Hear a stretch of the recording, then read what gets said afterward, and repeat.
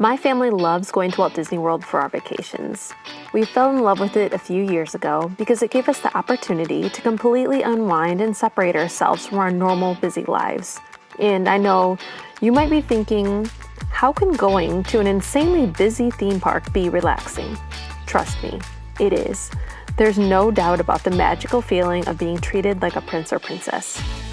If you've never been on a Disney World vacation, keep watching to find out how to plan your first trip.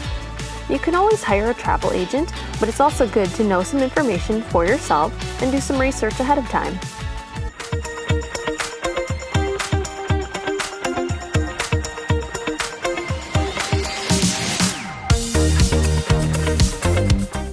Thanks for joining me today, especially if planning a Disney vacation is new to you. I really hope these tips and insights are helpful to you as you plan.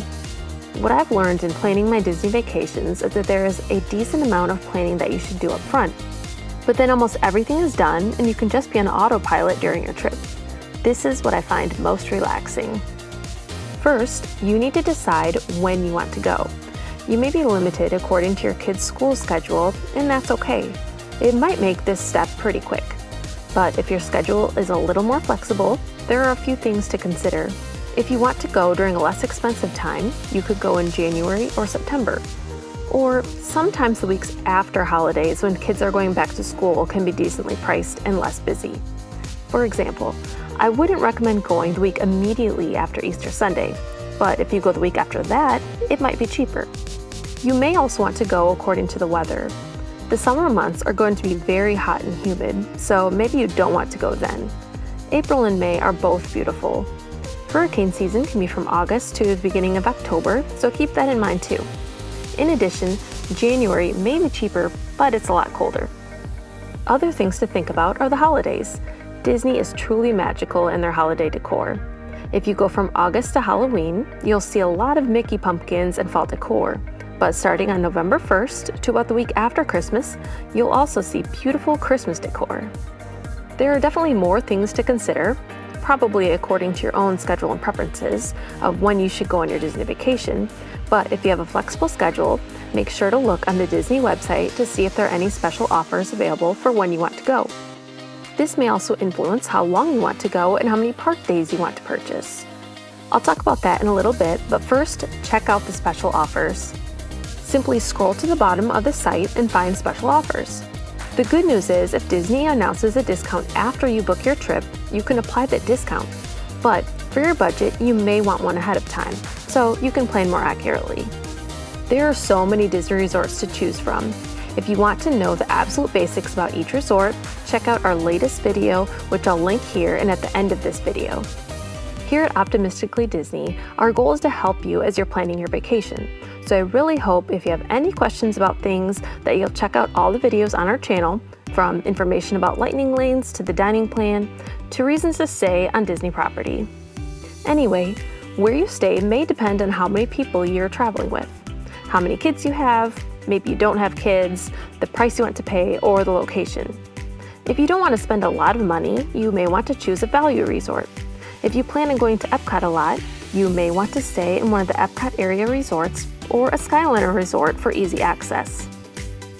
If you have a lot of people, you could stay in a suite at one of the deluxe resorts or stay in a family suite at Art of Animation or All-Star Music, instead of renting more than one room. There are even cabins available at Fort Wilderness. The next thing to consider when planning your trip is how many park days you want to do.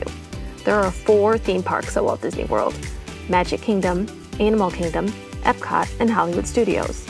And if I haven't said it already, you will not be able to do everything at the parks, even if you spend one day at each park. You need to prioritize before your trip and understand that you'll only be able to do a fraction of the park. Spend time looking at rides and restaurants at each park. Also, make sure to check height requirements for rides if you have kids. You don't want them to get there and be disappointed if they're not tall enough. There's a lot I can say about the park days, but make sure to do what's best for you and your family. If you have littles who can't do a lot, then it's totally okay to spend a couple days at Magic Kingdom only. Don't take the fun out of your trip by trying to do everything. You can also add a park hopper to your ticket so you have freedom to go between parks. Keep in mind that the park hopper has to be purchased for the duration of your trip. If you have 3 park days, it must be for all 3. You can't just purchase one day. It's all or nothing. And remember, you don't have to go to a theme park on every day of your trip. There are so many other things to do. There are 150 stores at Disney Springs, plus over 60 restaurants, so you could go there. You can take a bus from your resort and head over there for a day or just a few hours. There are great food options at Disney Springs. So I highly recommend heading there if you don't want to eat at your resort all the time. If you just want a resort day, there's plenty to do at your resort. There's at least one pool, and always look for the board of resort activities available. You could even check out resort activities at the other Disney resorts too. There's so much to do at Walt Disney World, you will not be bored. And the beautiful thing is that there's free Disney transportation to take you anywhere on Disney property that you want to go. As you're planning your trip, something else to think about is if you'd like to purchase a dining plan that Disney has available. There's the Disney Dining Plan and Quick Service Dining Plan. The dining plan is convenient because it allows you to pay for all of your food up front and not have to worry about paying for it during your trip. Make sure you do the math before you go, but the convenience may be the deciding factor for you and your family. Dining reservations for table service restaurants can be made 60 days in advance of your trip and for the duration of your stay. You don't have to get the dining plan to make dining reservations, but it's something to keep in mind as you're planning your trip. Some restaurants get filled up quickly, so I highly recommend having that planned out by the 60-day mark. Another deadline to keep in mind is that full payment for your trip is due 30 days prior.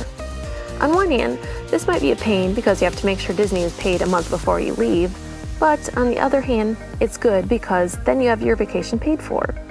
I understand that you may just be putting it on a credit card though, but keep in mind that you can make payments before the 30 days if you want, and you can use Disney gift cards. Also, I haven't mentioned this yet, but you do have to pay a $200 deposit when you book your trip. This goes towards the full cost of your trip. And if you're buying one day's park ticket, that must be paid in full immediately. Something else to consider as you plan your first Disney World vacation is if you would like lightning lane passes to get you on the rides faster. It's best if you decide this 7 days prior to your trip so you can have the best selection of rides. Disney recently changed the lightning lane pass system in July 2024. Like I said, if you're staying on Disney property, you can purchase your lightning lane 7 days prior to your stay via the My Disney Experience app. You can choose up to 3 passes to start out your day from the multi-pass. Some rides are single pass rides, so you pay per ride. They can get pricey, so make sure you check wait times prior to your trip, or you may be spending a lot of money. And depending on when you're going, you may not need to purchase Lightning Lane. Everything is completely up to you though. So if you're wondering what the My Disney Experience app is, it's an app that will help you out immensely on your Disney World vacation. It has everything. You can check ride wait times, restaurant menus, view your vacation details, open your resort door, mobile order food, and so much more. I highly recommend familiarizing yourself with this app before your trip. Oh, and you can even get directions to places while in Disney World in the app. For example, if you've never been to Disney Springs before, don't worry, it'll guide you on how to get to World of Disney or to your dinner dining reservations if you need it. Another thing to consider if you're planning your first Disney World vacation is that Disney has free transportation when you're there, but you need to find your own way to resort from the Orlando airport. Disney used to have Magical Express, which was run by Mears, but now you have the option of going through Mears Connect yourself, Sunshine Flyer, Uber, Lyft, or find whatever is best for you and your family. I just wanted to make you aware that you need to take care of this part of your trip on your own. If you're using a travel agent, check with them. Our travel agent reserves our Mears Connect for us.